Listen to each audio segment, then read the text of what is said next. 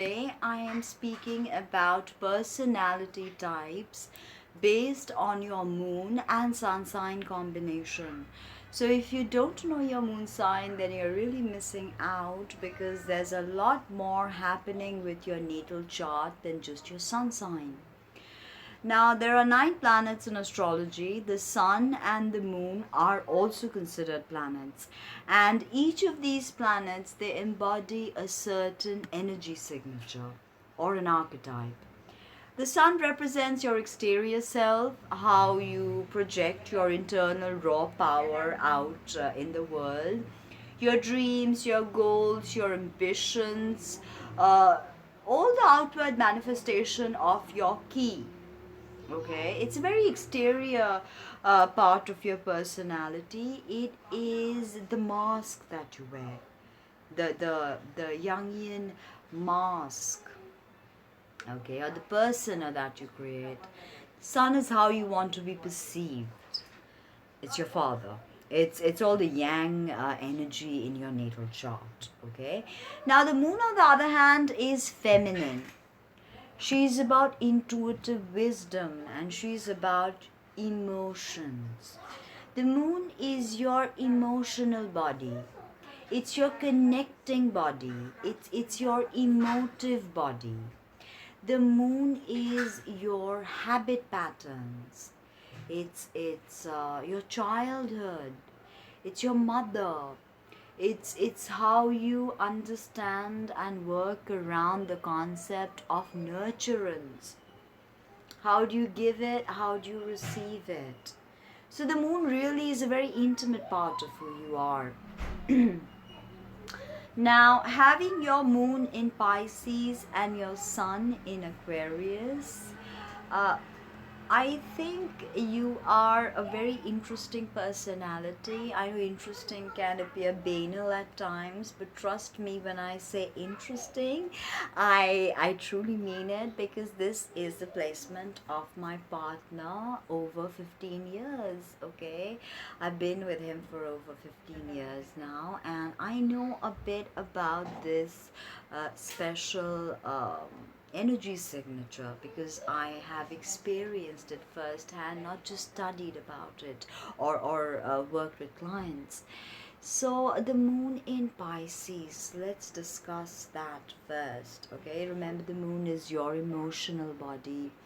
Now, having your moon in Pisces, what does it mean? The moon has some uncomfortable positions in the zodiac. Pisces is not particularly one such position unless unless balance is not a key to your personality. And why do I say that? You are very impressionable, very open, and oftentimes you don't have boundaries, being mutable, water, feminine. You're very receptive. Your womb wisdom. So being so open and vulnerable because there are no boundaries between the outside world and your emotional body, and this can leave you drained because you're the emotional sponge, you're the empath, feeling your way through the world. Instinctive awareness is a part of your energy signature. Psychic awareness, intuitive understanding. You work with your gut instinct. This is a very interesting part of this energy signature, that you work with your gut instinct. Now, having the moon in Pisces is probably the most spiritual placement for the moon. Pisces is the sign of spirituality. The archetype of this sign is the mystic. Now, it's ruled by Neptune, which is the higher octave of Venus. So, through Neptune, if you understand romantic love, one on one love, through Neptune, you understand spiritual love, universal love, cosmic love, one love. So, Pisces is all about that all encompassing one love. So, you understand how boundaries can be absent in such a situation. Also, if you look at the glyph of Pisces, they're known to be slippery. like the fish they represent. They're known to exist in very many places in one go and known not to concentrate all the time. They can drift off in their dreamscapes or in their mindscapes, and they can just, be lost in that space and not really stay in tune with the 3D world. So, in that case, grounding is required, and rightfully so, because the glyph of Pisces represents duality. This is a sign of duality, because through understanding dualities can we transcend them. And transcending dualities is the biggest soul lesson of Pisces. So here you have something very spiritual, very mystical. You're beautiful because you have this mystical Pisces energy. Pisces, Neptune rules the cinema. It also rules alcohol, gases, everything that makes you lose boundaries. As the soul moves through the different signs during reincarnations. In Pisces, it learns the lesson of letting go, of transcending beyond the physical world and penetrating the metaphysical. So that is a very important energy signature of Pisces. You're working with the eternal mystic, the spiritualist, the medium, the psychic, the tarot reader, the healer, the empath, of course. They're very, very, they soak up all the vibes they get from their atmosphere. So spend time in water, soak yourself. Foot baths are essential. Walks by the beach and then soaking your whole body, very important. And now you have your sun in Aquarius. Sun is how you want to be perceived. Now, as Pisces is all about emotions, and Neptune, Aquarius is all about the intellect and is uncomfortable when demonstrating emotions. So this can be a conflict in your personality. Deep within you feel all these emotions, all these deep emotions and connection, and yet your Aquarius, although wants to connect with the whole world and innovate and help the whole world, cannot always demonstrate those deep feelings. So you have to balance between emotion and intellect with these placements. Now Aquarius is the 11th sign of the zodiac. It is the archetype of the innovator, the eccentric, the rebel, and it's ruled by Uranus in modern astrology, but in traditional astrology, Aquarius was ruled by Saturn, which is all about structures and karma and boundaries. Remember, Pisces moon, you have no boundaries, but Saturn will set boundaries for you.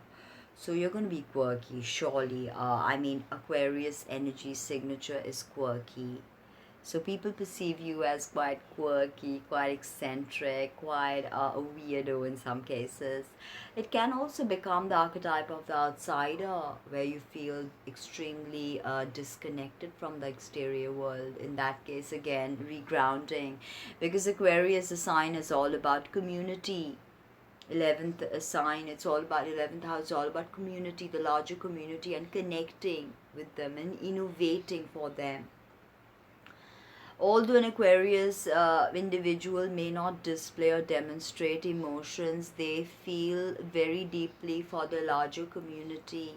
They're not so great with one-on-ones, but they're really good with the whole outside world. They want to innovate, they want to create, and it's not that they don't love or they are not good with their families. They're excellent and they love, but they just don't demonstrate the same way that a Pisces moon might want to demonstrate.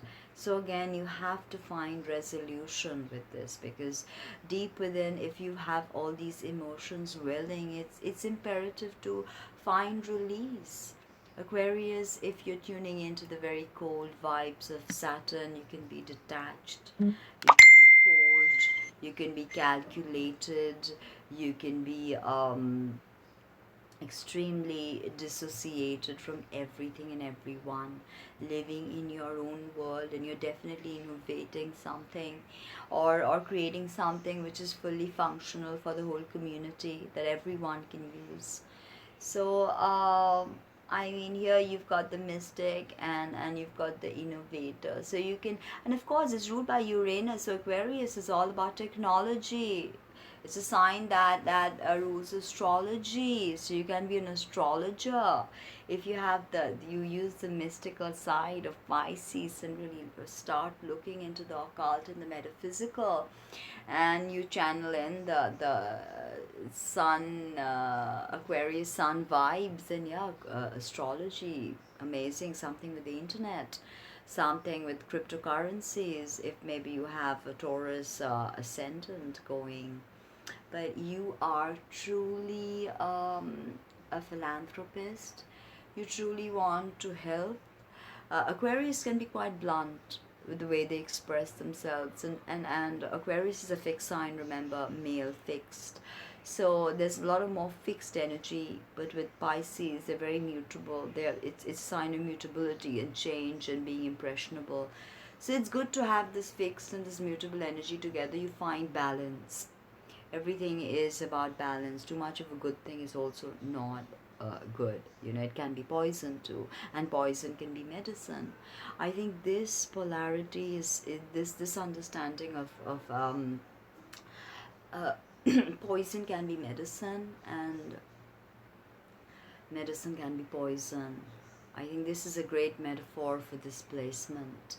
And once you understand it, there's so much you have within you that you want to give to the collective and to the world of spirituality and mysticism, that once you find that light within, you'll just shine. So I hope you like that video. Please leave me a comment, subscribe, like, share, and check out my body of work at www.tinahills.com. Bye.